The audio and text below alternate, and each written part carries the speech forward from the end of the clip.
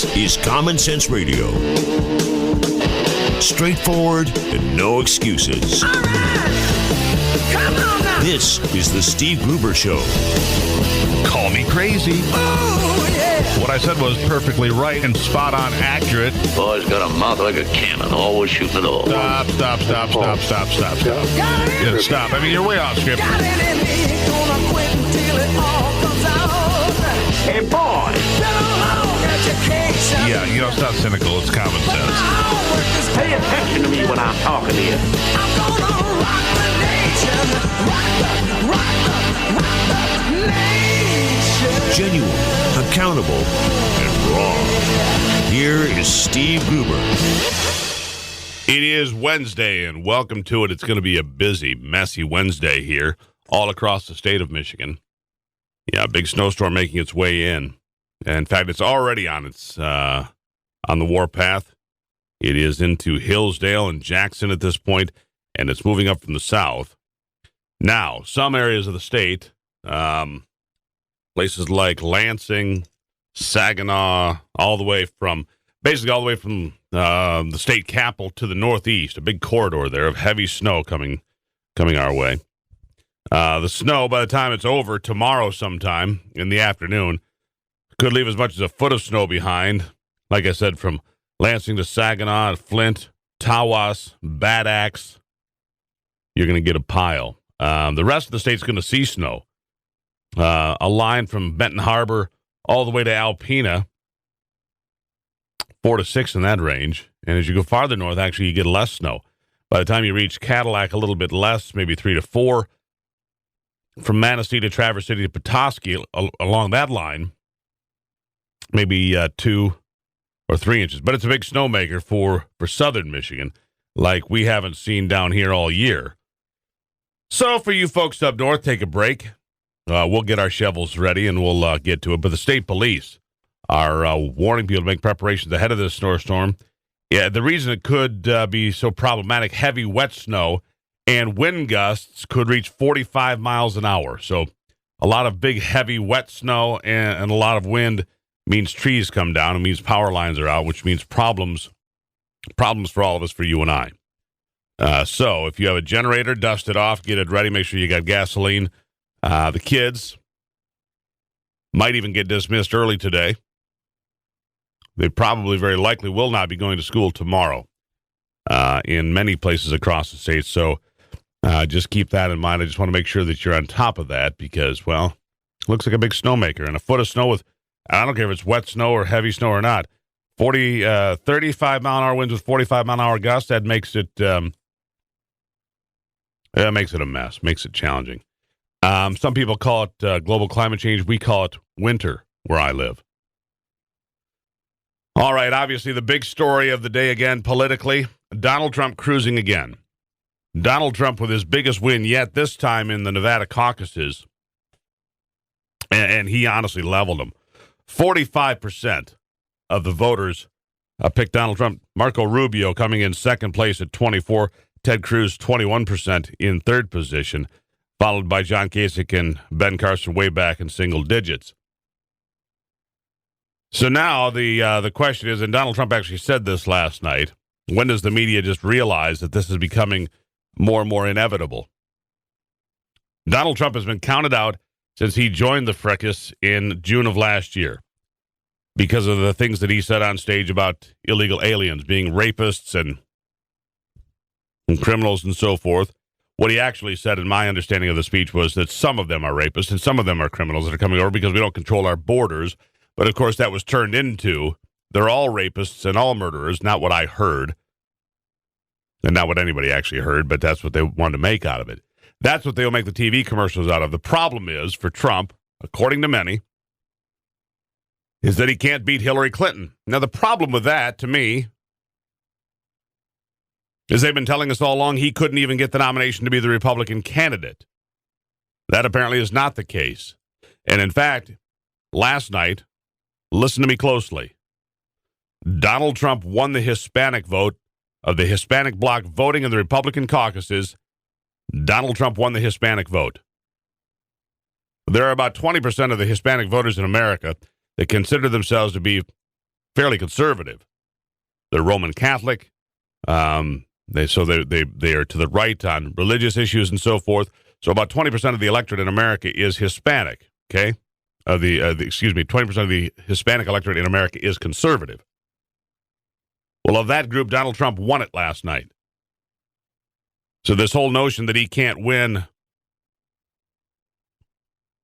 that he cannot win Hispanic voters, apparently not true. And in Nevada, his biggest win yet, the electorate apparently a lot more angry than people realize. So the question then becomes, what does the establishment do? Because the establishment is in full-on panic today. They decided to get behind Marco Rubio, but that was very recently. Now he has picked up 2 second-place finishes since then, South Carolina and now Nevada. For those on the Ted Cruz team, things are getting tough. And the question then becomes, will the Ted Cruz team follow Donald Trump? The media keeps telling us that as soon as Cruz and Rubio consolidate their blocks, they will start to win primaries. But let's be honest. And yes, Trump said this, but let's be honest. If Ted Cruz or Marco Rubio drop out of the race and those that would have voted for those candidates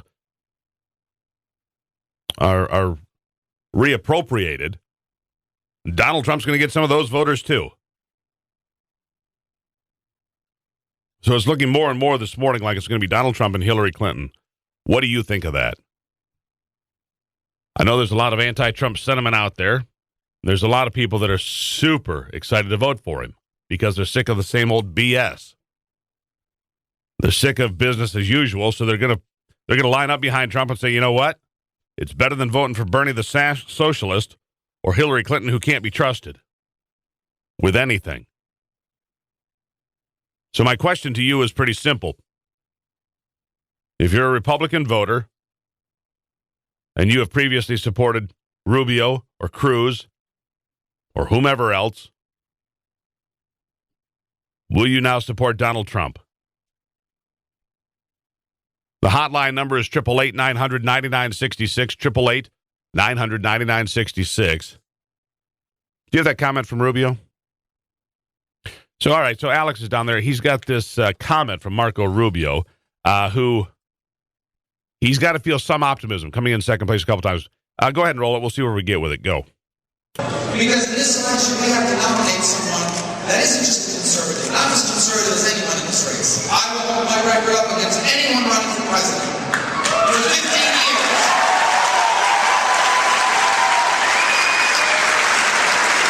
I didn't just become a conservative like a year and a half ago when I thought about running for president. All right, that's hard to hear. So let's go with the hard for me to hear. And if I don't hear as well as some of you, believe me. You know, they say that eyesight's the first thing to go. And I said, what? Eyesight's the first thing to go. What? Never mind. Marco Rubio, anyhow, saying he's the only true conservative left in the race that can win this thing. Do you agree with that? Not agree with that? The hotline, like I said, is open. Will you vote for Trump as Cruz and Rubio? Are they done at this point? 888-900-9966, 888-900-9966 on the Steve Gruber Show. Getting your day started with news from around the state and around the world. Common Sense Radio. This is the Steve Gruber Show. In a white room with black curtains near the station. Welcome back to it. Here's my question to you today. Black roof country, no. With Donald Trump solidifying his lead and his momentum, 45% of the vote last night went to Donald Trump, as did 46% of the Hispanic vote. So how does that grab you? 46% of the Hispanic vote goes to Donald Trump, ahead of the two Hispanic guys, Rubio and Cruz, who picked up 28 and 21% respectively of Hispanic voters. And keep in mind, in the general electorate, 20% of the vote out there is the Hispanic vote is considered quite conservative. So if Donald Trump can put together 30 or 35% of the Hispanic vote overall, because he attracts more left-leaning Hispanic voters as well, as some would indicate as a possibility, then he could certainly put himself in good position. To the hotline we go. Chris is on the line. He's listening to WKMI Kalamazoo today. Chris, welcome to the program. Thank you. Yeah, I called in probably a couple months ago when you were asking the question about Donald Trump, if he were to be elected, or for the primary, if people would still vote for him. Yes, sir. And at that point, I was undecided. But by now in the election, I've kind of decided I'm going to have to go third party. I don't understand how this guy isn't very believable as far as where he's standing on conservative things. So why don't you just vote for I just had the feeling all along that the guy's only in it so his buddy Hillary can win it. Well, and if you vote third party, Chris, then you're helping him to accomplish that.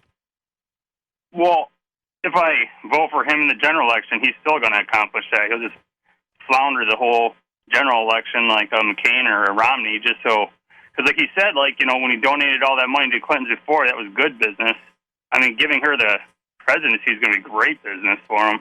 In fairness, I know lots of guys that are in business that give money, and some of these guys are very conservative, and it would always surprise me, or I should say it initially surprised me when I learned that these guys gave big amounts of money to people like Jennifer Granholm. I'm like, dude, you don't even like the governor. You badmouth her all the time. He says, I'm in the state to do business.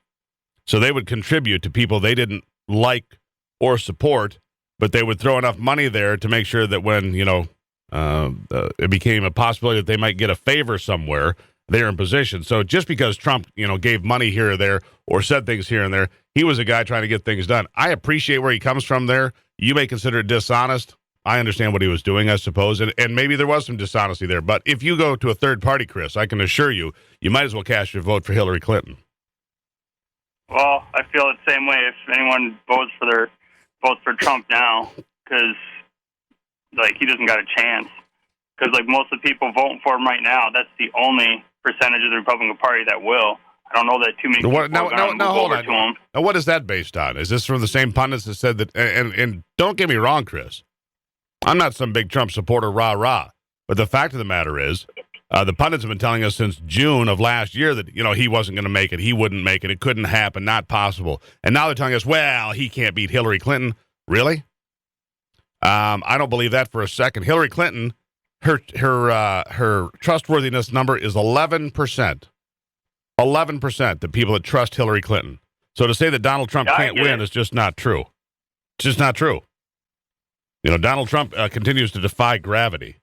And if the economy starts to tank a little bit, which it could, or we see another terrorist attack, which we could, Donald Trump will continue to elevate in the polls. I appreciate you checking in, Chris. Thank you very much. Chris from Kalamazoo there. Do you agree with that? Do you agree that Donald Trump has no chance of winning? Or is that just what you've been fed by the mainstream media? This is the lunch you've been fed, so therefore this is what we're going to go with. Seriously. This is what you're going to go with. In fact, it's just common practice for business people to spread their money all over the infield. Some for this candidate, some for that candidate. Republicans, Democrats, doesn't matter because they're trying to get something done. And unless it's a complete blowout, they have to spread their money around. Back to the hotline we go. Steve is on the hotline. Welcome to it, Steve. I'm talking to does not understand the big picture. They do polling of all kinds. Depending on the questions they ask, they glean certain information out of that. And in this set of circumstances, you got to set a situation where someplace 20% of the Democratic Party is defecting because they are free thinkers. And the individual you just got done talking to doesn't seem to recognize that. Well, Donald Trump is going to attract Democratic voters. And that's the knock on him from conservatives. He's not conservative enough. Okay. If you're a conservative, you're a Tea Party person, that's your criticism. That's a fair criticism from where you stand. Fair enough. But you see, the only other part of this is the same things that are going on in this state in the moment. The tax code needs to be reworked. No question. If you just simply put in a flat tax, you could seriously eliminate tremendous amount of the lobbying that goes on. Donald Trump is a supporter of a progressive tax system. So, again, not popular with Republican voters, especially conservative voters, but it is something that can get crossover voters. And I go back to the examples of Ronald Reagan that I've used here, much to the chagrin of some of the listeners, to say, if you measured Ronald Reagan strictly on a conservative litmus test, he would not have passed on several categories. He wouldn't have. And I'm not comparing Donald Trump to Ronald Reagan. It's not what I'm doing. I'm saying there is no perfect candidate. But if Donald Trump is the nominee, let me tell you something. He is more conservative than Hillary Clinton or Bernie the Socialist. That is a fact. Steve, thanks for checking in. I got to run. I'm sorry, I'm out of time there, but it's true. He's more conservative than either one of those two. That's true. And let me explain something else to you.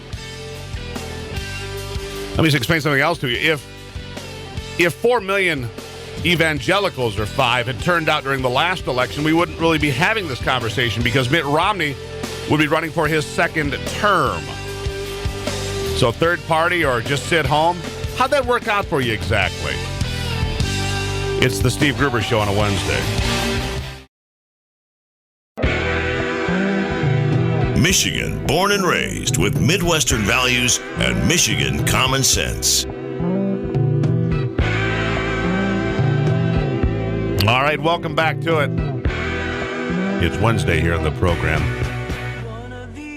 Like I said, no CPL for Jason Dalton. No surprise at all.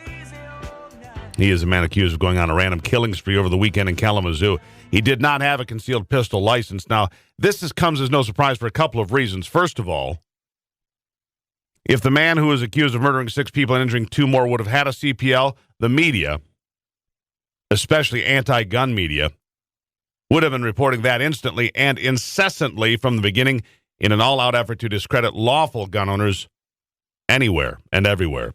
The second and more important fact you need to know is that people that have a CPL are among the most law-abiding citizens to be found anywhere in America. That's right. Legal gun owners who take the time to learn the laws, get training, and follow the rules take the responsibility, the serious responsibility of carrying a gun. They take it quite seriously.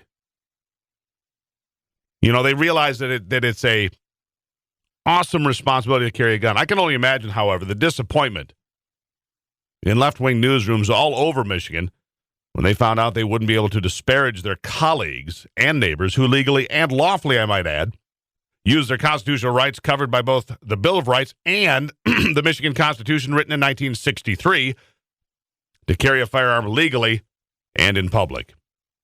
They, of course, will ignore for the most part the obvious issues of mental health problems that are being routinely ignored in this country. Because I think it's pretty safe to say this guy has mental problems, Jason Dalton. A problem that began back in earnest in the 1950s, this mental health issue, when the American Civil Liberties Union attacked this country's mental health system and began suing California to tear the system down. Thus began a movement that eliminated more than 90% of the nation's mental health facilities that left tens of millions of people in grave need and no place to go. Now, the darkness in Jason Dalton's heart and the defect in his brain, well, we will never know what that is, for sure. But the problem lies with the individual and not the laws that allow the best among us, to be trusted with great responsibility, including carrying a concealed weapon. And yes, I do believe that the best among us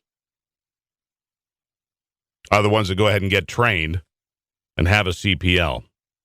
But I knew, you knew this too. If you didn't say it, you knew it. You knew it because if the guy had because I was waiting for it. I was waiting for him to come dancing out and saying, oh, he had a CPL, Now, on the other side of that, from all indications, is that he did have and own the handgun, the semi-automatic handgun, legally. He just didn't have a permit to carry. All right. You probably heard yesterday President Obama putting together I can't even call this a plan. I really can't. I can't call this a plan. It's an idea, really, to close Guantanamo, a promise that he made on the campaign trail before his first term and on, I believe he made it in his inaugural address more than 7 years ago now. So this is a cornerstone of his presidency, is to close Guantanamo Bay, Cuba.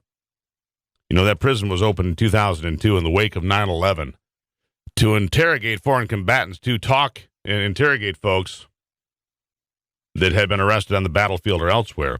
Now, again, I call this an idea, not a plan, because it's pretty nonspecific. Like, for example, dozens of these terrorists under his idea would have to be brought to American soil.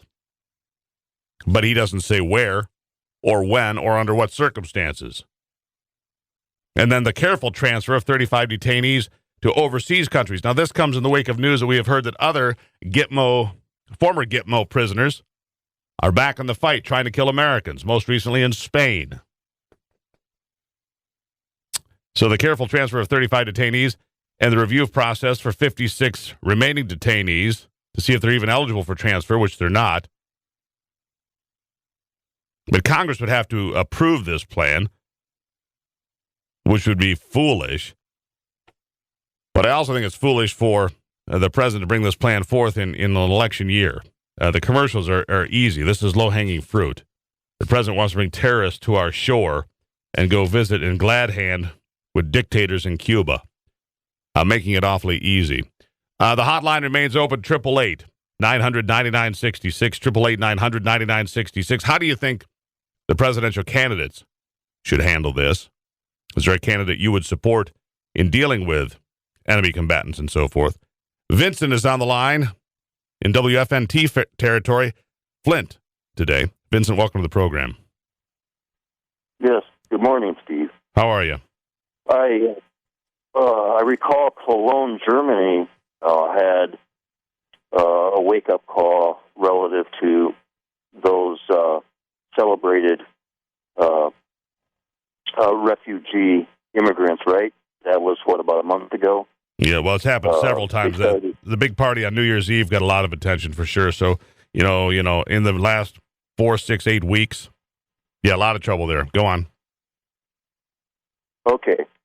Relative to these random acts of violence, there are people who have been tracking these events relative to the shooters being on SSRIs or having just recently come off them. There's a website, drugawareness.org. This is a PhD woman who's been tracking that. She's one of several, drugawareness.org. And when I decided to go in and check out the PDR for drugs, that's a physician's desk reference manual, huge thing. It does tell for these drugs like Paxil, Prozac, Effexor, etc., that they are known to cause homicidal, suicidal behavior. That is true. Okay, so, and then after Columbine, I recall a military guy being interviewed regarding these war game videos and how they desensitize soldiers in training with respect to killing. And it did come out that Dylan Klebold and the other guy, Harris at Columbine, were watching those videos routinely. That's also true. It could be that this guy likewise was watching, similar videos. And what's strange, Steve, is after whatever shooting event, the toxicology reports were no longer being publicized with these, with the shooters. So at some point in time, that intel was not being released. So we need to take a look at that, Vincent. I got to jump here, but I greatly appreciate it. It's a good point that Vincent's making here. Psychotropic drugs, heavy drugs that are psychoactive, that have an impact on mind-altering drugs, actually. And, these antidepressants, if not used properly, can have, negative effects. And he's right about the PDR, the physician's desk reference, has information about such side effects and so forth. Something to consider on the Steve Gruber Show. Keeping you in touch with Michigan and the world.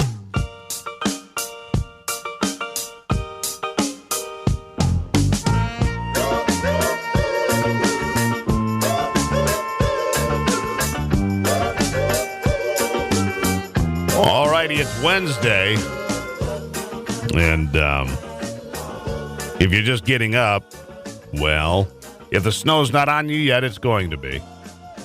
And how thick that blanket's going to be depends on where you live. Everywhere from Lansing to Saginaw, Bad Axe, Flint, north to Tawas and so forth. You're going to get pounded with snow, maybe as much as a foot. Some areas up in the northeast, part of the lower, could see more than a foot. And there's an area in there that you could really get an intense localized snowfall. We'll see how that works out. For the rest of the state, you will get snow.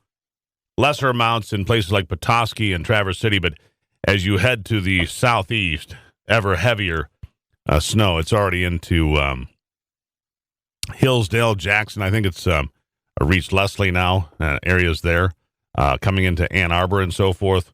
It's going to be a snowy day, my friends. Be careful out there. Heavy, wet snow and tough travel conditions. If you don't need to, why risk it? Why push that? Take your time. President Barack Obama famously decried that unless Congress did as he demanded, he did this during the State of the Union address, unless they did as he demanded, he would take matters into his own hands with a pen and a cell phone. He rammed Obamacare through, you may recall, with parliamentary tricks and not one single Republican vote. He did things that people said were not constitutional, not legal, but, of course, the Republicans were in the minority. They couldn't push back. Now he's crying foul that Senate Republicans are saying no chance on voting for any nominee he puts forward to fill the seat left empty by the unexpected death of Antonin Scalia. Mitch McConnell repeated that yesterday. They do not intend to consider a nomination to the Supreme Court. The GOP position is supported, by the way, by historical comments and actions numerous times by Democrats themselves. In fact, in a video circulating of then-Senator Joe Biden of Delaware, the now vice president makes clear in 1992 that President Bush should certainly not be allowed to nominate anybody to the Supreme Court, certainly not in an election year. This is courtesy of C-SPAN. We heard it yesterday, but I want to revisit it for a moment. Go. The tradition against acting on Supreme Court nominations in a presidential year is particularly strong when the vacancy occurs in the summer or the fall of the election season. Thus, while a few justices have been confirmed in the summer or fall of the presidential election season, such confirmations are rare as we enter the summer of the presidential election year. It is time to consider whether this unbroken string of historical tradition should be broken.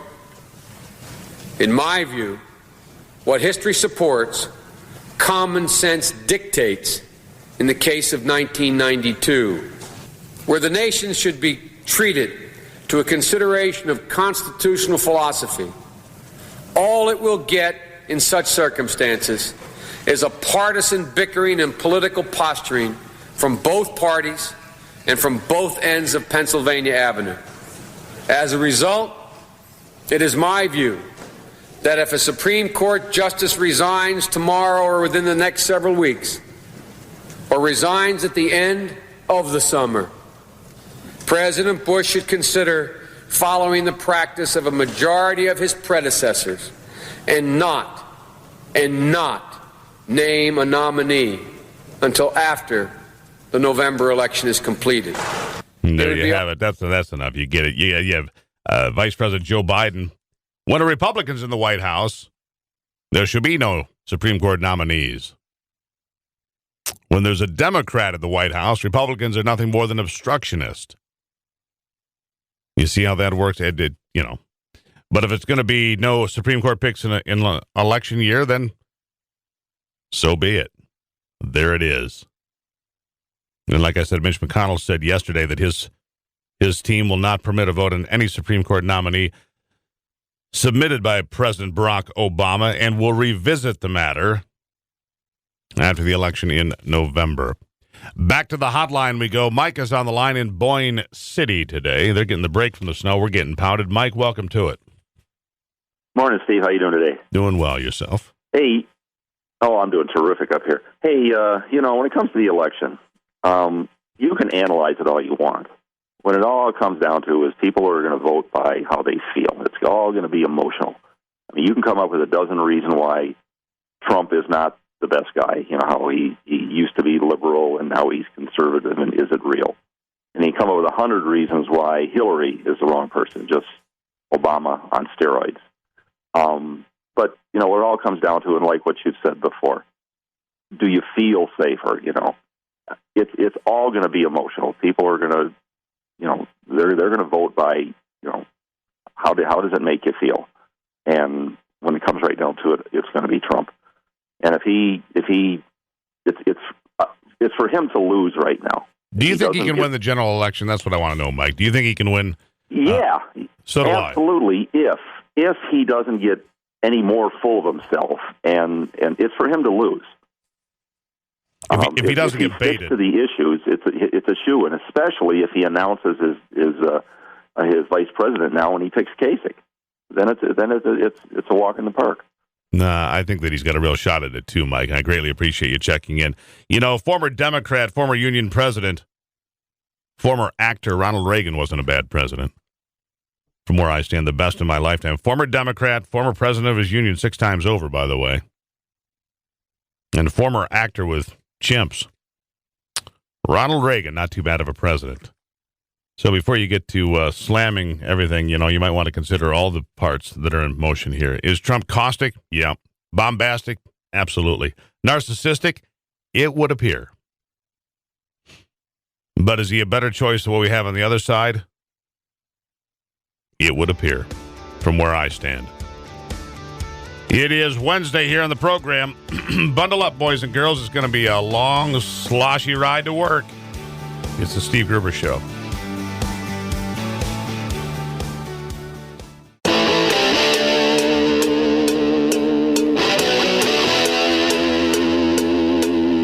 This is Common Sense Radio. Straightforward and no excuses. All right.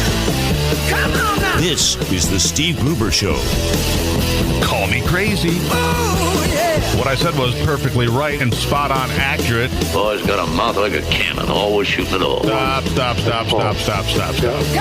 stop. I mean, you're way off script. Got it in me. Gonna quit until it all comes out. Hey, boy! Been a long education. Yeah, it's not cynical. It's common sense. Pay attention to me when I'm talking to you. I'm gonna rock the nation. Rock the nation. Genuine, accountable, and raw. Here is Steve Gruber. All right, my friends, welcome to it. The snow crawling up, and could be a ton of it today in lots of places, from the capital city to the northeast, all the way to Rogers City. You guys could be pounded with snow all the way through the Bad Axe, the Saginaw Bay. So Flint, Saginaw, Bay City, Midland, all getting a pile of snow today, possibly with winds gusting to 45 miles an hour. Back to the eastern part of the state, lesser amounts of snow, but pretty much everybody in the lower peninsula should be getting snow today. The UP, you guys, well, you're catching a break today. What it looks like to me, you guys got out of this one. So good for you. From Reuters, this headline from yesterday that, in so many things going on, just trying to keep on top of all of it. This is a big deal to me. A federal judge ruled yesterday that U.S. State Department officials and aides to Hillary Clinton should be questioned under oath about whether the former Secretary of State's use of a private email system was an effort, a direct effort, to skirt open records laws. Think about that. Was it a direct effort to skirt openly from the beginning open records laws? The ruling by United States District Judge Emmett Sullivan is likely to add to the uncertainty hovering over Clinton, the frontrunner, of course, for the Democratic nomination for president. Are there going to be legal consequences of her decision to use that private email server exclusively in her New York home while she did her work as Secretary of State? The State Department and Judicial Watch, a regular guest on this program, the conservative watchdog group that saw depositions as it sues for records about the employment of a senior Clinton aide, must agree on a plan for the depositions by April. So the State Department and Judicial Watch have to agree on a plan by April. That, according to the order yesterday by Judge Emmett Sullivan, again, a U.S. District Judge.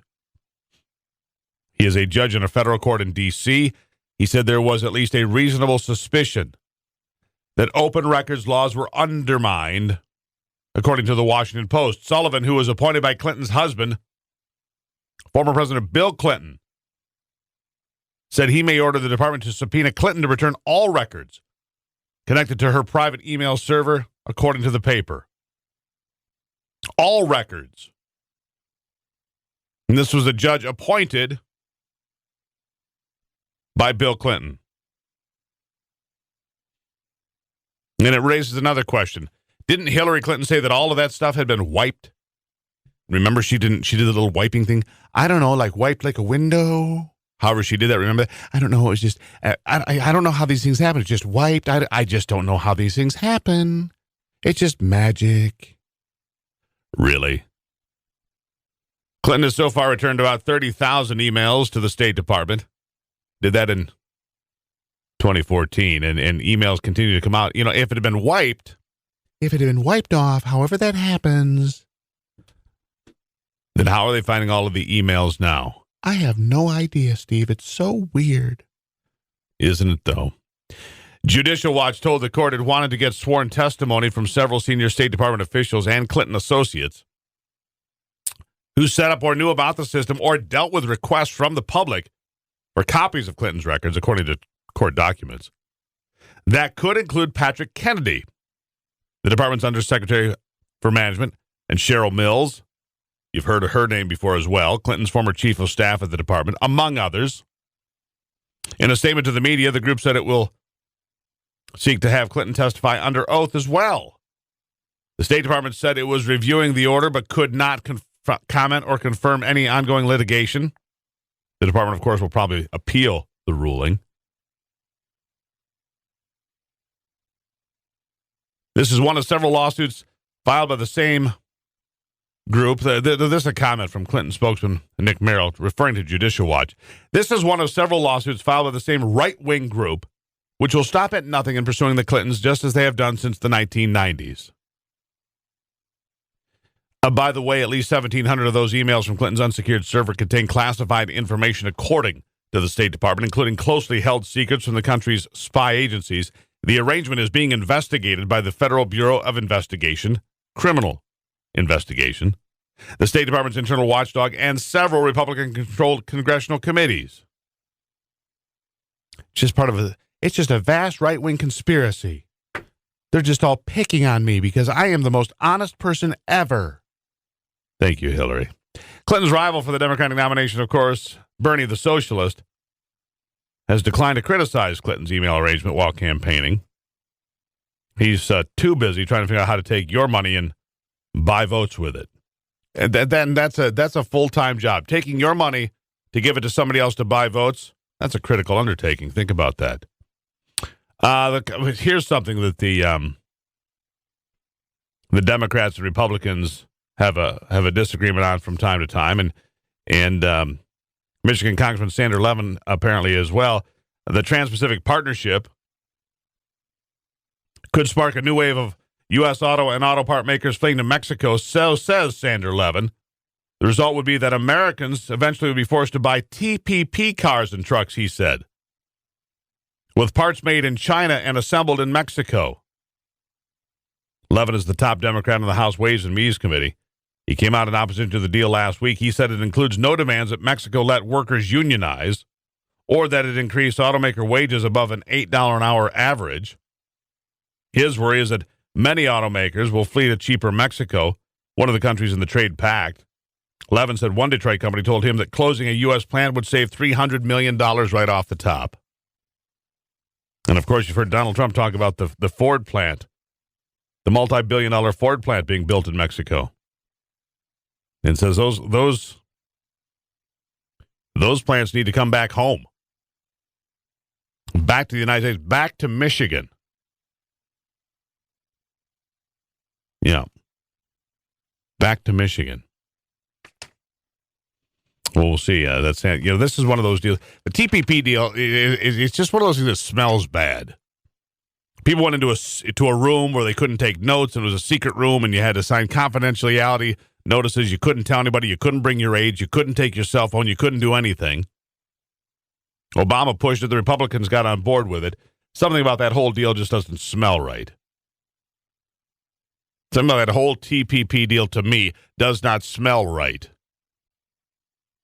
And maybe Sandra Levin's right. Maybe we are going to be buying cars with Chinese parts assembled in Mexico. If it continues. It's Wednesday here on the program. You can get a hold of us. The Common Sense Free-for-All hotline, 888-900-9966. We'll be right back.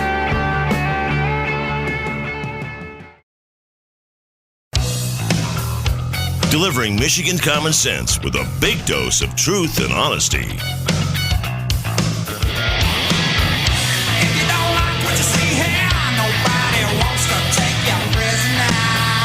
All right, welcome to it. 18 after the hour. And my next guest might be, a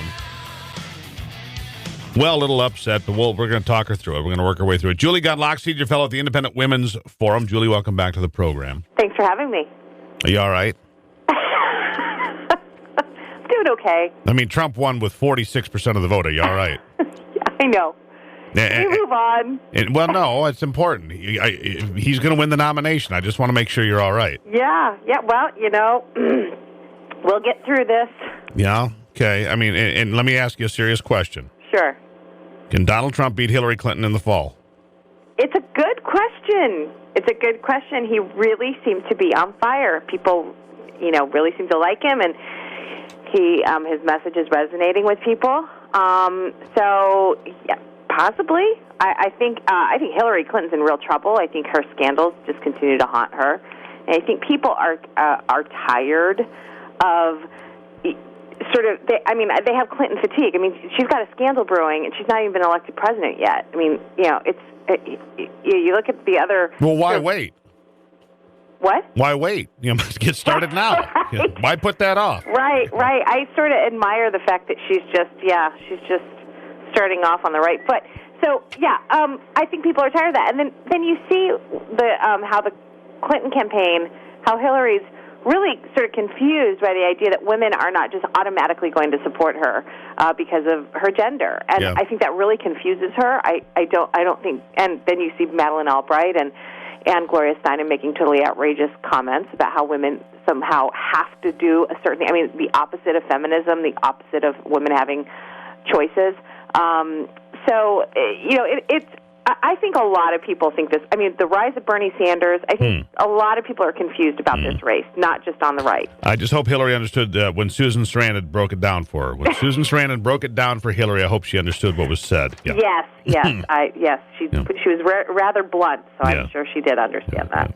All right, so we'll get back to that the next time we talk, but uncontrolled immigration, uncontrolled spending, sovereign debt, a culture of entitlement, these are all things that Donald Trump has identified with, and he's the only one that's really done it well and effectively delivered that message, which should explain why he's ahead right now. Now, shifting gears to some topics that more to your liking today. How about the Girl Scouts? The food police coming for the Girl Scout cookies. It was only a matter of time. Right. It was only a matter of time, Julie. Yeah, no, the fun stealers out there, the Debbie Downers of the world, they are criticizing the Girl Scouts for having the nerve of having, of selling something sweet, something with sugar.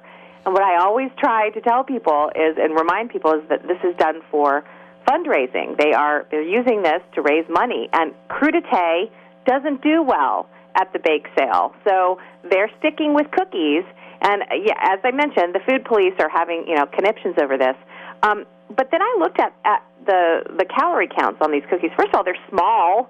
So, that's a good message. Girl Scout cookies are small little cookies. And secondly, you can have like 4 or 5 of them, most of the cookies, for only about 150 calories. That's not sort of breaking the rules of So any let me diet. get this straight. If you can actually exercise some self-control, it'd be okay. Yeah, you don't want to eat a sleeve. And look, Well, I do have want to eat a girlfriends sleeve. who've had a bad day. They've eaten an entire sleeve of Thin Mints. But, but in general, if you keep it to the serving size, you're fine. And again, it's just yet another thing to complain about. They just, it never ends. They will find, whatever makes people happy and joyful in this country. The food nannies and the other sort of nannies will jump on it. Julia, you're not allowed to have any here. fun in this country. Julie, let's take a moment here. I had a friend who ate a sleeve of Thin Mints, Julie. I had a friend. Okay. Come on. Let's move on. Okay. That might have happened last night as I was watching the election results. This friend of mine has this problem. Okay, thanks, doctor. And it was Samoas, okay? It wasn't Thin Mints. God, I love those. Samoas rock. Are they not the greatest thing ever? My God.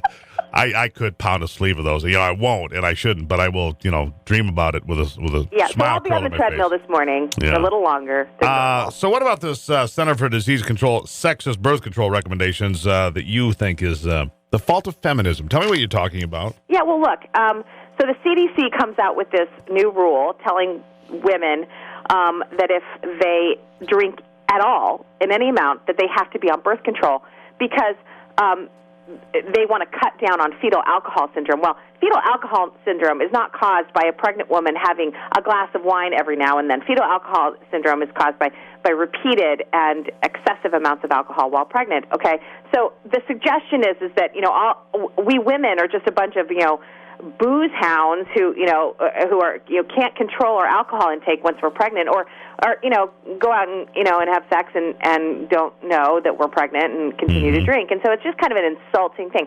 This is my point, though. That if you look at sort of mainstream feminist organizations, across the board, they support bigger government in our healthcare system. And so, these feminists are all outraged by this CDC ruling. Well, but they've asked for this kind of nannying. They've wanted this kind of intervention by the government in their private lives. So, look, I find these results insulting as well, but I'm not the one who's asking every 10 minutes for a new government program. They need to understand, if you want true freedom and true flexibility and true choice over the decisions you make, you need to get government out of your life. By asking for government to be in your life, you're going to get these kinds of guidelines that are, in fact, Now, hold on. Before we run out of time here, let me give you the liberal, what it should be, with a liberal mindset and a Socratic logic applied. Fetal alcohol syndrome, hey, it's my body. I can do as I please. Sure. That's it, right? You totally nailed it. You totally nailed it, because their outrage really suggests that they consider, I totally agree with you. Not a child it really anyway. is a little bit of doublespeak going on there. You think? Yeah. Fetal alcohol syndrome, a child's body. What doesn't matter? It was her body anyway. Right. Charge her with what? Exactly. Right. Anyhow, Julie, go back to the Thin Mints. And, Samoas, I'm sorry. We'll have a counseling session again soon right here. I look forward to it. God bless you. Julie Gunlock, senior fellow at the Independent Women's Forum, and a lot of fun every time we talk to her. By the way, Tom's out there with a whole sleeve right next to himself, he said. He's just waking up, pounding Girl Scout cookies, crumbs on his face, and in the bed. Attaboy. It's the Steve Gruber Show. Taking a closer look at the stories that affect you most with a big dose of common sense. Welcome back to it. It's 33 after the hour. A lot of discussion about where we are financially as a nation, and it's not good. $19 trillion in debt. Obamacare has triggered price increases where there's little competition. Dodd-Frank has done little to rein in the banks, and in fact, some would say it's enabled banks to push around the small regional banks and community banks. A lot of issues out there. But when it gets down to tax analysis, how do the candidates compare on that when it comes to dealing with taxes for, the different folks in America? Pam Villarreal is here. Pam, welcome to the program. Well, thank Thank you for having me. So let's talk about this. You're a project manager for the Tax Analysis Center at the National Center for Public Analysis. Let's talk about two candidates specifically that have been in the headlines a lot lately, Donald Trump, Ted Cruz, both with tax plans out there. And the challenges, for the American family today are many. Keeping as much money at home is of big importance to a lot of folks. So how do their two tax plans stack up? What do you like? What do you not like? Well, so, both plans attempt to simplify the tax code. Now, Donald Trump's plan calls for 4 brackets instead of the 7 or so that we have now, where Ted Cruz's plan would just establish a flat 10% rate. So both of them have tried to simplify the tax code. They both eliminate the death tax, the alternative minimum tax, the marriage penalty. The difference between the plans is when it comes to actual job creation, economic growth, Cruz's plan really does trump Trump's plan. The first year, if it's enacted, it would produce twice the number of jobs that the Trump plan does. Well, now, how do you arrive at that conclusion? Well, we have a special, complicated, what we call a computable general equilibrium model that measures the effect of the plans about 25 years out. So it takes into effect the changes that would occur in the tax code that would spur additional investment in economic growth. Because as you know, when you tax something, you discourage it. So if you were to lower the tax rates, you would actually create some more incentive to invest, to save, to create jobs. And we estimate that just in the first year alone, the Cruz plan would produce an additional 7 million jobs, and the Trump plan would produce about 3.5 million. So they're both positive plans, though, because so if you take that into consideration with other things, because coming off from last night, Donald Trump brought in 46% of the vote. He took the majority. He took 46% of the Hispanic vote. He won it by doubling up the next closest competitor, which, by the way, were 2 Hispanic candidates, Cruz and Rubio. But Trump has come out with to deal with uncontrolled immigration, uncontrolled spending, sovereign debt, culture of entitlement, political correctness, and all of that. His message is resonating. So at this point, I'd say it's more likely that Trump than Cruz would end up, in the position to put in a tax plan. But it's a lot more than that. Trump has also talked about getting rid of the Department of Education, for example, and other places to get the government out of the way of small, medium, and large business. So as a whole, the tax plan is one portion of it. But go ahead. And of course, the one thing that both candidates would need to address is spending. Because even though these tax plans would help grow the economy, increase GDP, personal income, they would still reduce federal revenues. We estimated that Trump's plan over 10 years would reduce revenues by about $6.9 trillion. Cruz's would reduce revenues by about $5 trillion. But that's where the spending cuts come in. As you said, the Department of Education, we estimate that they could actually reduce this deficit by cutting public employment by about 500,000 jobs. So for those who think the government is too big, then this would be a great opportunity to cut it down to size. So what do you think, though? I mean, so what is your there's a lot of skepticism in some circles, and I don't know how deep this runs, because I see there's this notion out there, especially after last night, that again, if just Rubio and Cruz, if one of them would drop out, they could consolidate voters and they would beat Donald Trump. I don't believe that to be true anymore. Donald Trump's crowding 50% in a 5-person race. And if Rubio drops out or Cruz drops out, he's going to pick up some of those votes as well, despite what the media would have you believe. Of course, they're the same folks that told us since last June that this guy couldn't win the Republican nomination. It appears he's going to. So let me ask you this. If we're going to focus on the assumption that Trump is leading right now, and he's the most likely person to get the GOP nomination, are there some things here, even though you might think the Cruz plan is better, are there some things here that you find positive? 3.5 million new jobs, that's kind of key. I mean, it's not 7, but it's a step in the right direction, is it not? Oh, absolutely. I will say both plans are good plans in terms of what we have under current law. There's no doubt about that. We were comparing the two candidates, but compared to what we have now, and then also compared to a Bernie plan, Trump would obviously have a much better plan. As I said, we would increase GDP growth, we would increase personal income.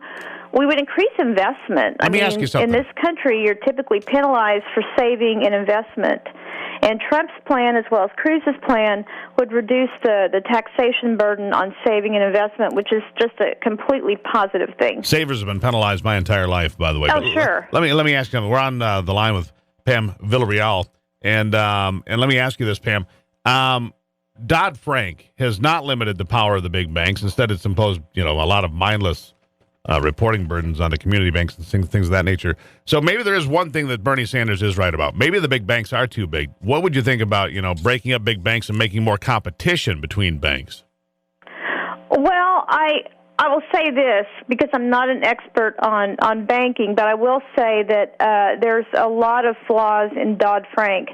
And, one of the major complaints about Dodd-Frank is it has really empowered large banks, and it's made it very difficult for small banks to adhere to the rules in Dodd-Frank. Right, because of all the reporting requirements. I don't really have an opinion on breaking up big banks. I generally would approach that with caution.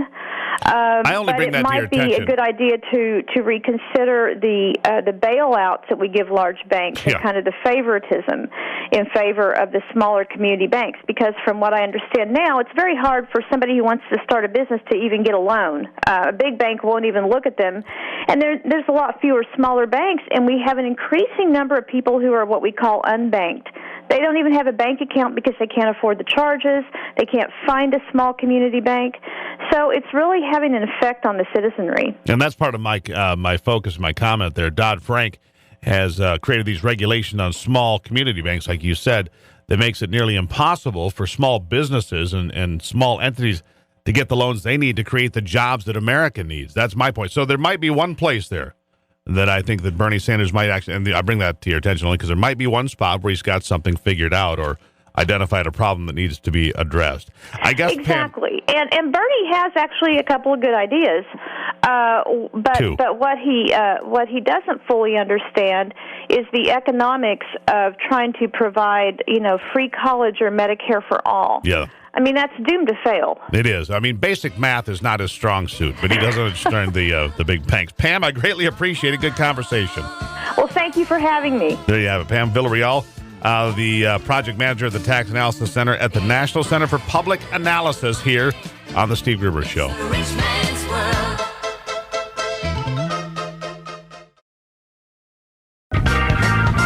Covering Michigan and the world from his bunker below the bridge. Here is Steve Gruber.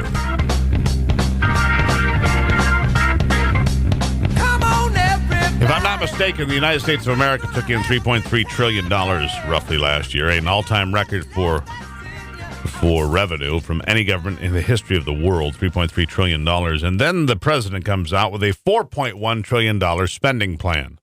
I'm sorry. Does basic math work for anybody in government these days? I mean, it's just basic mathematics, right?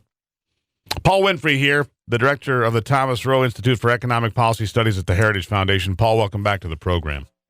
Hey, thanks for having me this morning. Hey, glad to have you. Listen, let's see, it's 4.1 minus 3.3. That's $800 billion short for the next 10 years was the president's idea. Another $8 trillion in debt. It's just not possible, Paul. We need some common sense. We need some thinking people, please. That's exactly right. The president's budget has about $8 trillion in debt. If we do nothing, if Congress does nothing and the president does nothing, then and programs just grow as they're expected to grow on autopilot, then we'll add about $9.2 trillion to the debt over the next 10 years. And I think you're exactly right. It's just unsustainable. My understanding is, if that's true, if that happens, that 10 years from now, 10 years hence, the third biggest item in the federal budget will be paying the interest, just the interest, on the national debt. Right. Yeah, that's exactly right, interest. So we'll be spending more on interest than we will on anything else, including national defense. As a matter of fact, we'll be spending about $100 billion more on interest than national defense, and that's including all the spending on the wars. But you guys have put forth a plan now, the Heritage Foundation has, that a budget blueprint, if you will, that goes far, far beyond anything Paul Ryan or anybody else has put forward. Tell us about it. That's right. So the budget blueprint that we just released yesterday proposes about $10.5 trillion in spending cuts against the baseline over the next 10 years. And the interesting thing about that is that we're not even cutting spending off of the real level. So we'll still be spending more under our plan in 10 years than we're spending this year. We're just cutting off of the baseline. So it shows, that you really don't have to engage in, draconian cuts in order to get the budget under control. Our primary budget, or the budget not including interest payments, would reach balance within the first year, and we would reach a unified balance, that is, even making our interest payments by 2023. And we would also do that by cutting taxes by about $1.3 trillion over the next 10 years. And all of that said, like I said, we would balance in 2023, and that's not including the feedback effects from what we think would be the positive economic growth associated with tax reform in our plan. So, all right. So, how do we get the Republicans, first of all, to start paying attention? Because here's the problem that many of us have. We all went to the polls again in 2014, and in record numbers, historic numbers, Republicans were sent to office at the local level, the state level, and the federal level, all over this country. By the hundreds, Republicans took over seats from Democrats because they were tired of Barack Obama's agenda. They were tired of, liberal spending agendas at the state and county levels, for example. And yet, for many of us, we look around and we say, you know what? Nothing's changed. And if we continue to spend $4.1 trillion when we bring in $3.3, which is more than anybody in the history of the world has ever collected, by the way, and it's still not enough. I mean, come on. Sure. It's like a drunken sailor on leave. No offense to my military friends. That's exactly right. I mean, and one of the things that we're trying to do right now is to encourage Congress, when they're writing their budget proposal this year, not just to make a big stand on the entitlement programs, but to make a big stand on discretionary spending. So as all your listeners probably remember, on its way out the door last fall, the then Speaker Boehner cut a deal with President Obama to increase discretionary spending and to suspend the debt limit for the remainder of President Obama's second term. Paul Ryan right now is trying to convince his caucus, the Republican conference, to adopt a budget at the Boehner-Obama spending levels that only 79 Republicans voted for last fall. And so what we're trying to encourage members of Congress to do is to reject the Boehner-Obama spending agreement in their budget, to make a stand on discretionary spending, and to begin thinking about the reforms of the major entitlement programs this year, so that when we may have a more favorable president in the White House next year, Congress and the president can get together and do something big to deal with the deficits and debt. So what are some of the things you're talking about, the entitlement programs, and of course, none bigger than Social Security and Medicaid and Medicare. Anyhow, at some point, don't you have to push the age to collect Social Security? You've got to push it later somehow. The age to collect Social Security? Yes. Oh yeah. I mean, the age on Social Security is already going up due to the deal that was made in the early '80s. But on Medicare too, the Medicare eligibility age has pretty much been locked in since the '60s. And really, one of the things that we would like to see is with people working longer, giving people the option to wait on collecting Medicare and to continue collecting insurance from their employers, and then to also keep their insurance into retirement if that's something that they want to do. And so we envision doing that through a premium support model, where if you want to keep your insurance rather than collecting Medicare, then you would be able to opt into a system where you received a contribution to do that and we think that would save a tremendous amount of money. Well, we got to save some money somewhere, because if we don't, it's those predictable financial disaster. It's been slowly coming. I mean, it's like a slow rolling train wreck, and it just seems that nobody can be sober enough to get off the tax money crack, if you will. Paul Winfree, always a pleasure. Thank you very much. Paul Winfree, the director of the Thomas Rowe Institute for Economic Policy Studies at the Heritage Foundation. Yeah, I got to get off the taxpayer crack. Too easy for the politicians just to go get it. They're addicted to our tax money. It's got to stop. It's Wednesday. It's the Steve Gruber Show. Back after this.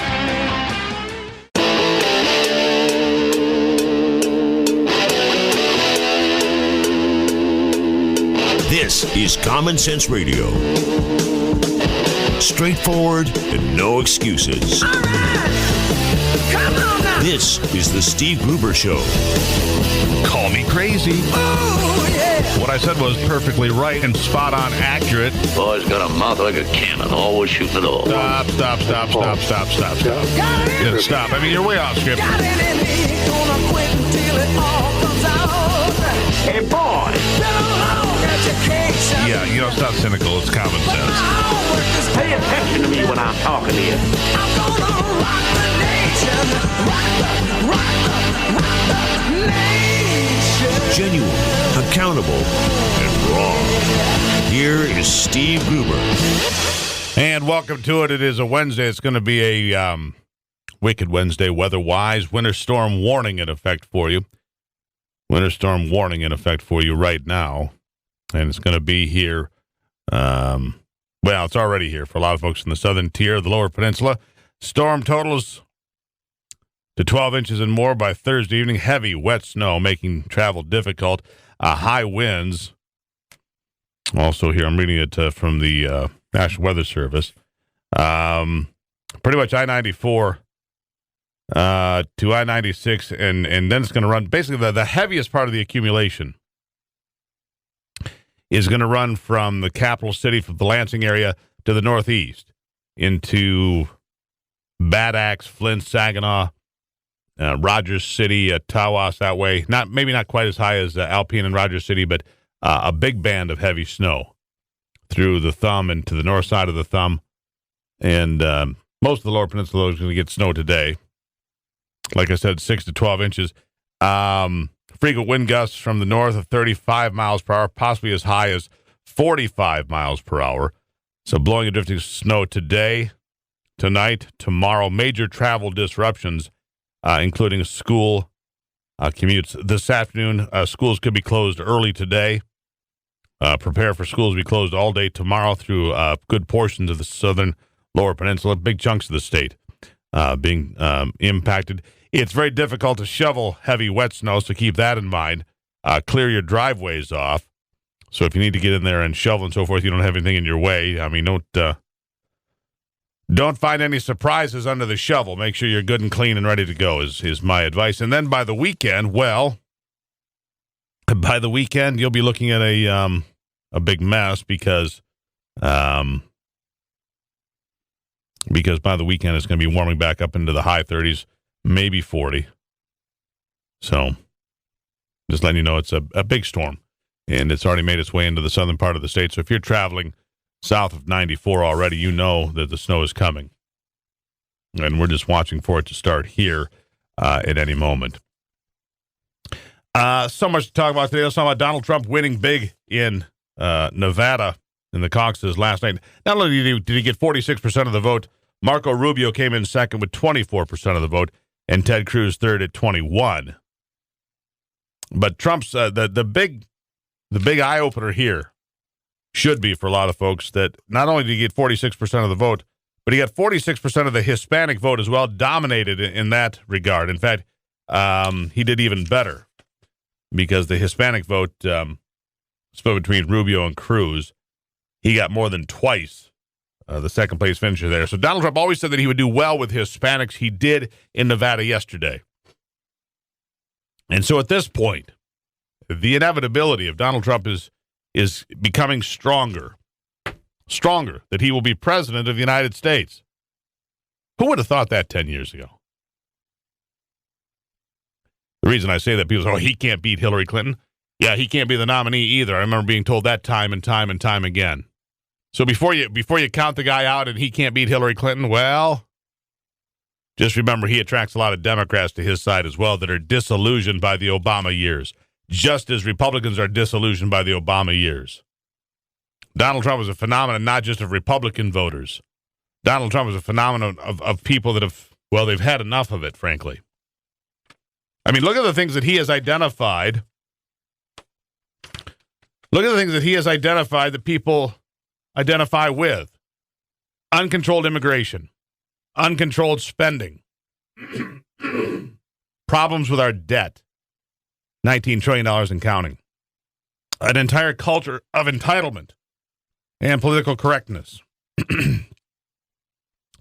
In other words, he has identified cultural Marxism and said it doesn't work for us. He has identified, some would say, the problems and the things that need to be dealt with, the things that are killing America.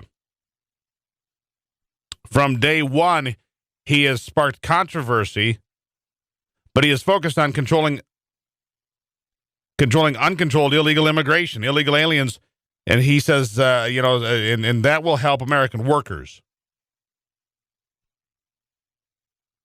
Our national debt, which he has identified, we've talked about, that's a nuclear warhead waiting to go off. Donald Trump says he will remove the government as much as possible from the private enterprise. That would be good for America. Deconstruct the Department of Education. The question is, would you vote for Donald Trump? As it becomes ever more inevitable that he is actually going to win the nomination, would you vote for Donald Trump? Let's go to the hotline, which, by the way, if you'd like to join the conversation, 888-900-9966. 888-900-9966. It's the Common Sense Free-for-All hotline. That's where I find our friend Larry from Perry is on the line. Larry, welcome back. Good morning to the great Gruber.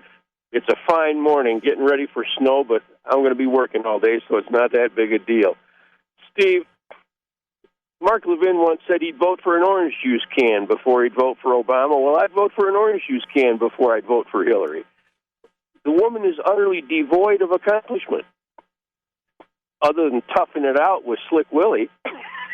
I think that Mark Levin also hates Donald Trump, but what are you going to do? I guess Donald Trump, and based on, and just for the record, a couple of days ago when I saw Donald Trump, he looked much like an orange juice can. I think he was oversprayed. Yeah, His color was a little off. He's spending a little too much time on that stuff, but I bet good money Mark Levin's going to vote for Donald Trump if it comes down to it.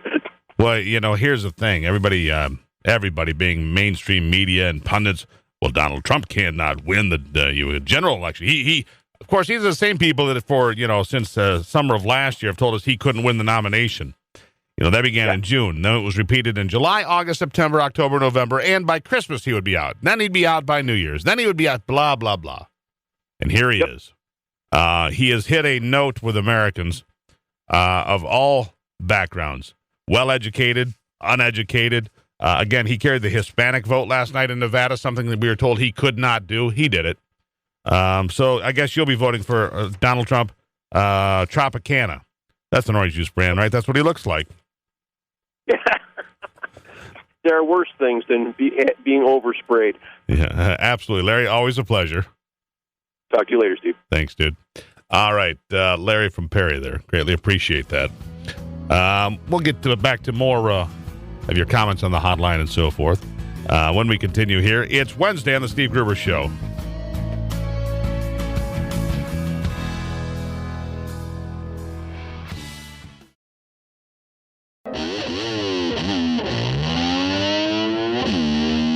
Genuine Michigan common sense on display every day.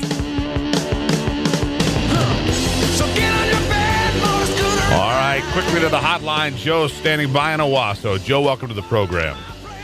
How you doing, Steve? I think the interesting thing is looking down the line at how, people, or at least why societies vote, is that, they kind of vacillate and do dichotomy from one side to the other. In other words, the interesting thing is I would like to see a Bernie Sanders-Trump run against each other. Why? Because it would show you then, people vote for, let's say, some politicians and some ideas for one period of time, let's say a decade, and then they realize that, gee, maybe we don't like this, and so then they vacillate and they go to the other side extreme. So I think overall what we're seeing here is, like you said, people being fed up with Obama's liberal policies, and then they're going to go over to the right. And then I guess what I would say is the millennials, it will be interesting to see if they go back to their liberals as they get into their late years. No, they're going to stay. Yeah, we're going to find some things out, and I appreciate you checking in, Joe. In fact, we're going to go to Nevada right now with our next guest, Megan Barth from ReaganBaby.com, who calls Nevada home, Las Vegas specifically. Megan, welcome back. Good morning. God, good to have you. Sorry you're up so early, but it's beautiful, right? It's gorgeous. It's pitch black, but it's gorgeous. So Donald Trump wins again, and he wins with a Hispanic vote. But here's what I find. I found this in an article from another good friend of mine that's on the show. I don't care if he uses profanity. I don't care if he's been married 3 times. I don't care if he's from New York. I don't care if his wife is gorgeous and speaks with an Eastern European accent. I don't care if he has bad hair. I care about having a country, and so far it seems Mr. Trump is the only one who seems to get that. And I think that sums it up for a lot of people. Listen, we don't want a mass invasion from the southern border. We don't want to spend $25 trillion into debt. We don't want the military to be broken down and marginalized. We don't want to be treated like, we don't want to be treated like everybody else. We're Americans. Damn it, we earned it. We want borders. For starters, and we want a language. Starters. And we want to protect American culture. I'm sick and tired of hearing about schools. Well, we got rid of Christmas, and it might offend somebody. But gosh darn it, don't wear an American T-shirt on Cinco de Mayo because that might offend somebody who came here from another country. Listen to me. They came here from another country because the other country sucked wind.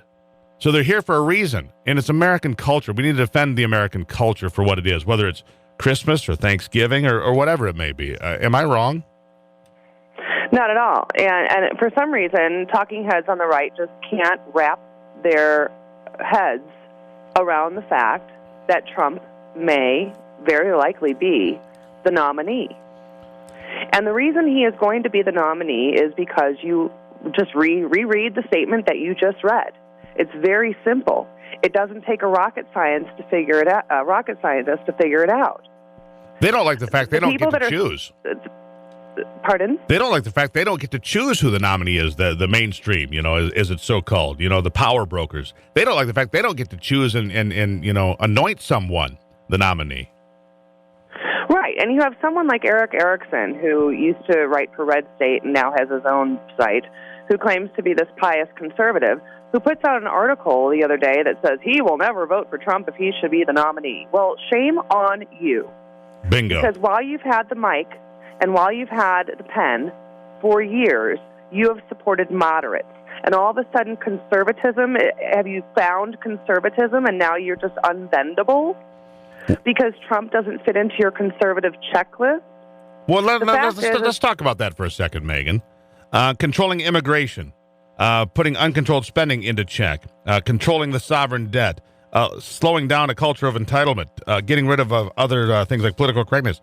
Isn't that conservatism? Isn't that what that is?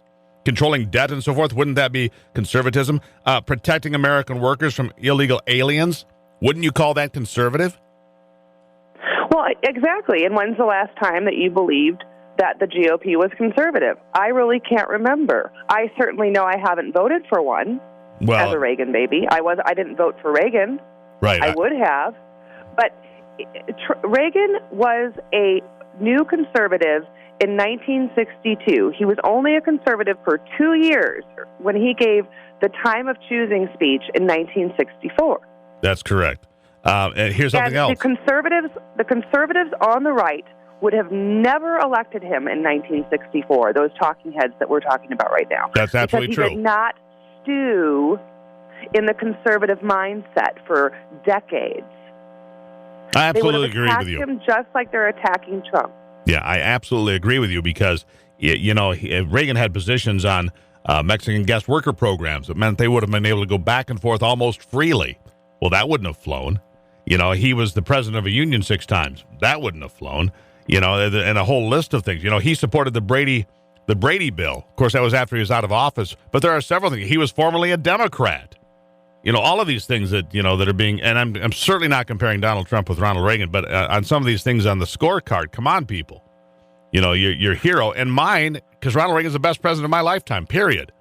But there are things on his resume that wouldn't get him past the litmus test today, I think. Well, that's right. And the litmus test is just really unbeknownst to many of us conservatives. Not that I've gotten on the Trump train. I haven't endorsed, but I certainly will get behind the nominee. And for all intents and purposes, especially when you look at the Hispanic vote in Nevada, especially when you look at the fact that Trump has nearly 50% of the totals in Nevada, and you look at the exit polls in South Carolina, he won a majority of the military. So you're going to tell me that the military is not a conservative, patriotic faction of the GOP fabric? No, he controlled the Hispanic vote handily. He got more votes than Rubio and Cruz, the two Hispanic candidates, combined yesterday in Nevada. And you know why? Because Hispanics flee here for safety, security, and jobs.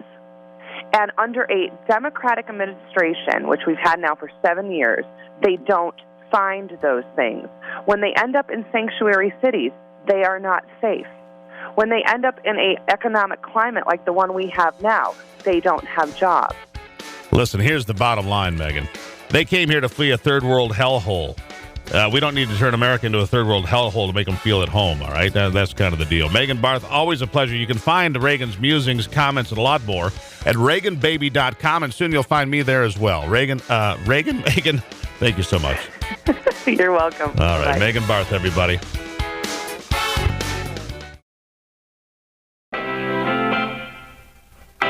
Keeping you in touch with Michigan and the world.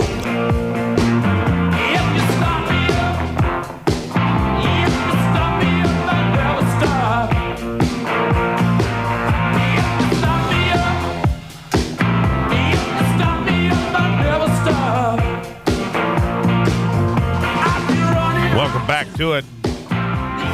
All right, I got a little grief a couple of days ago for my next guest, but I'll get to that in a minute here. My next guest, Senator Rick Jones. Senator Rick Jones, state senator here in Michigan. Senator, welcome back to the program. How are you? Very good. Just wait for the big snowstorm. Well, me too. Aren't we? We're all sitting here. Yeah, I'm kind of excited. It's been a while since we had a good one down here. Just be safe out there. People don't need to be going out there getting silly because that big, heavy, wet snow could cause trouble, could cause some power outages as well. I wanted to ask you about a couple of things here, Senator. I wanted to talk about some bills being introduced to require teacher training. Now, this is something that's been in the headlines for restraining and secluding students from their classmates. Obviously, this is an extreme step if it has to happen. Tell me what we're talking about here.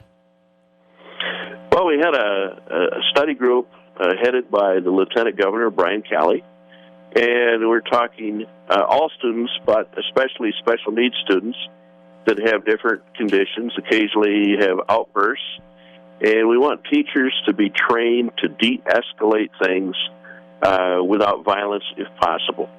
And whenever a child is restrained or put in seclusion, it must be done appropriately. And we have rules, but rules aren't always followed, so we want to codify them into statute. For example, I know of a local school that threw a special needs child into a closet, not a seclusion room that's appropriate, but a closet. And this sort of thing has to stop. In addition, I know of a case in Kalamazoo where a child was improperly restrained and died. So obviously these are extreme cases, but okay, so how do you can't have one size fits all on something like that. You cannot have one size fits all. So how do you arrive at a place that is flexible? Because sometimes if a student's being unruly, I suppose, you have to give the teachers the ability to protect not only that student, but their classmates as well. Oh, absolutely. But you don't want a kid tied up with duct tape and duct tape put over their mouths. And if they're put in a seclusion room, you want to make sure that somebody's watching them so they're not beating their heads on the wall or something. There's ways to do things, and there'll be trainers that will go throughout all the schools and train people how to do it appropriately. All right. This week, as you can imagine, a lot of calls on Uber drivers and so forth.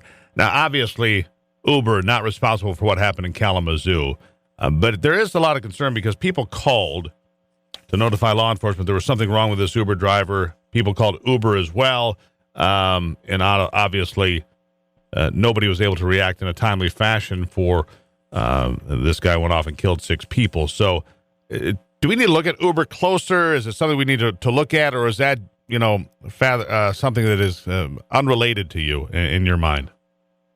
No, I've been fighting for some sort of regulation for over a year. Uber would like you to think that they are a completely brand new idea. Well, to that I say baloney.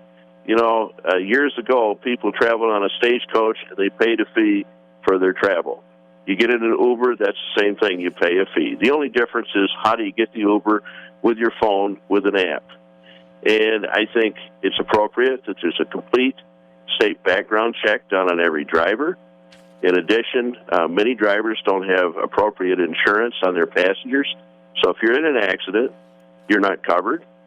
And hopefully you have your own health insurance because you're not covered in many cases. You have to buy additional insurance when you take payment for transporting people. And, of course, many people aren't going to do this. They want to save the money. In addition, shouldn't an Uber car be marked with something, perhaps a U decal, something? Sounds anti-business to me, Rick. I got to be honest with you. Yeah. It sounds like everything you've just said to me sounds anti-business because I know Uber drivers that are trying to survive in a tough economy, and they're just trying to make ends meet. And you're talking about additional insurance payments, background checks, licensing from the state. Sounds like the government getting involved with somebody just trying to make ends meet and put food on the table. Okay, well, I'll give you an example. Senator Virgil Smith was in an Uber car in the back. The Uber driver ran a red light. He got T-boned. He woke up in a hospital with concussion and all sorts of problems, and there was no insurance. Zip zero. Fortunately, he had his own, but Uber doesn't carry any insurance. They carry $1 million liability on the corporation, but each driver doesn't have, appropriate Michigan auto insurance on the passengers unless they buy a rider. That's got to stop. I mean, we simply can't have that. And, beyond that... Why? Well, let me ask you this. Why would the insurance be any different? If you've got passengers in your car, what difference does it make, why there's passengers in your car? Because they're paying for transport, and your auto insurance is not going to cover them. Well, maybe... Because now you become a vehicle for hire. Okay. Maybe instead of restricting people trying to survive and put food on the table, maybe you should say if they're in the car, they're insured. Wouldn't that be something to address the insurance company? I'm just throwing it out there for the sake of argument, Rick. Well, if you want to make an argument, anybody out there right now can find a job if they don't smoke dope and if they got a driver's license. There's jobs all over the place. I could go on all day about the jobs we can't fill in Michigan, but you have to pass the drug test and you have to have a driver's license. So, I don't see the problem with people finding jobs out there if they're appropriate.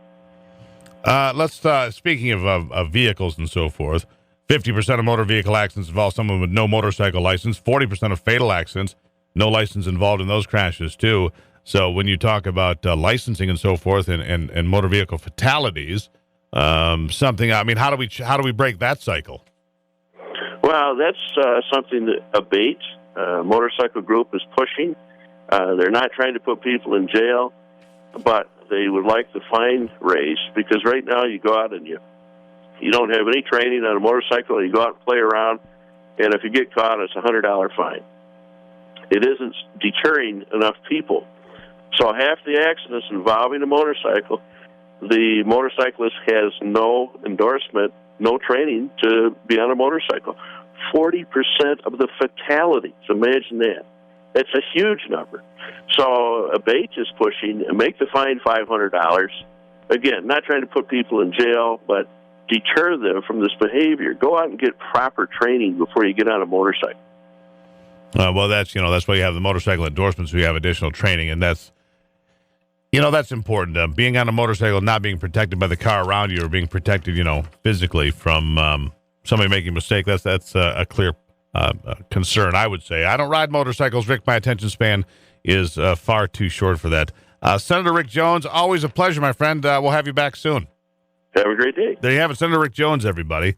And we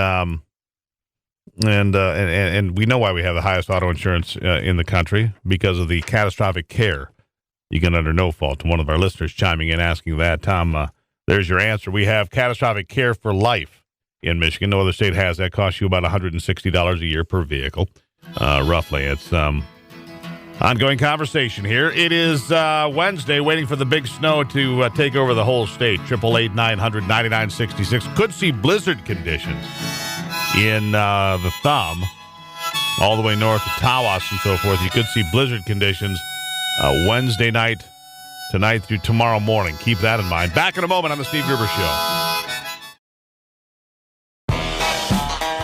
Covering Michigan and the world from his bunker below the bridge. Here is Steve Gruber. Very superstitious. Writings on the wall. All right, fire them up, kids. 888-900-9966. 888-900-9966. Tom's all fired up about no-fault insurance here in Michigan and why we continue to pay that. It's a conversation ongoing here. We have this no-fault insurance in place since the 70s, $20 billion in the fund for catastrophic care. The argument for is that it takes care of people, with severe injuries from a car accident for life. The argument against is, and another argument for is, if you get rid of it now, the insurance companies will keep that money. The argument against is we pay the highest insurance rates in the nation. So that conversation continues. Apparently, we got Jennifer all worked up with Senator Rick Jones here a moment ago. She called in on the Common Sense Free for All hotline, 888-900-9966, the number again. Jennifer, welcome back. Well, thank you for taking my call. I'm really quite surprised at the arrogance of the legislative body in Lansing. If they think it's so easy to go out there and get a job, let them try. It's been a very long time since all these glorified politicians have been out beating the bushes for a job. And the jobs that are available in Michigan are not good paying jobs either, the vast majority of them. And it just irritates me to hear somebody say, oh, hey, they're all over the place. Just go out and snap one up. Really? You try it. Yeah. I'm just angry about it. The other thing is no fault. I know two people that were in a severe accident. Was not their fault. One was coming onto the expressway from a ramp. There was black ice. The car skidded and hit a guardrail. And it tore up the vehicle. The person was injured. The authorities had been notified that there was black ice on that specific spot. No one came out to put sand or salt on it. After this woman was hurt, another vehicle came right in back of her. Same thing. She, for some reason, I don't know, some quirk in the law, was not permitted to collect this catastrophic. Yeah. So what do you? The other one was a cyclist hit from behind. Yeah. You've been on. You've called in once or twice before. Let me ask you this: Do you think we should keep no fault in place the way it is, and for this catastrophic care, or should we discontinue it because it causes our premiums to be higher? What's your take on it? Well, it's causing the premiums to go through the roof, and you've got an awful lot of people out there on the road with no insurance because they can't afford it. Yeah. The other thing is, what happens? Where is all this money? There's no accountability. Every time they approach the insurance companies or the state and they want an accountability, we can't get one. Yeah, I don't have it. I can tell I don't have the money. I don't either. It just makes me angry. I get There's that. no accountability up there. The insurance companies, I do believe, are putting their arms around this fund and shielding it like crazy because they're benefiting by it. Yeah. Not so much the people, the insurance companies. Well, Jennifer, I appreciate you checking in. I do. And you look at some of the ways some of these things have come down in recent years. Obamacare, for example, the Affordable Care Act, as it's called, nice euphemism, It has nothing to do with affordability. It has nothing to do with care. It has to do with the way money moves. And you notice in the places where the Affordable Care Act has set up shop in monopolized regions, that's where the costs are the highest. And who's winning? The insurance companies. And when you have these risk corridors, as they are called, where you and I, the taxpayer, are on the hook to cover the difference between what the insurance company thinks their profit ought to be and what it actually was, and you and I, the taxpayer, are on the hook for that in these risk corridors. That's one thing that Marco Rubio did well. He was able to eliminate some of the language involving risk corridors. I'll tell you that. The hotline number is 888-900-9966, 888-900-9966.